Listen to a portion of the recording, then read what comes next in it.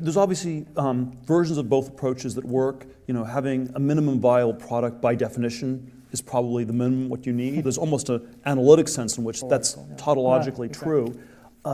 At the same time, I do think we sort of tend to be dominated by a somewhat nihilistic bias where we claim not to know anything.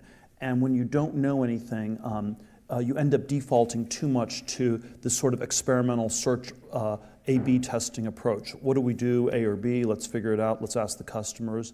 And in the abstract, I would say the problem with that is that the search space is simply way too big. Right. There's probably enough time in the history of the universe, much less before your venture capital funding runs out, to do a thorough A/B testing and go through the full search space. So I think in practice, the problems are not as purely empirical as people like to make them. I think it's often much better to have a good analytic framework. This is an important problem that needs to be solved.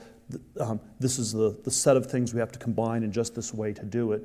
And then once you've done that, there obviously are a lot of ways to sort of fine-tune that, and that's where I think the A/B testing approaches are very useful. So I think that there's definitely room for both. Right. I would say we live in a world where it's far too skewed to the first and not enough to the mission-driven, vision-driven company. Yeah. So maybe practically, have you invested in companies who had that big vision but then sort of pivoted? I think PayPal, our original business plan was to have payments on Palm Pilots, and then it was wireless payments, then it was payments linked to email. So we had a few fairly big pivots in the first year.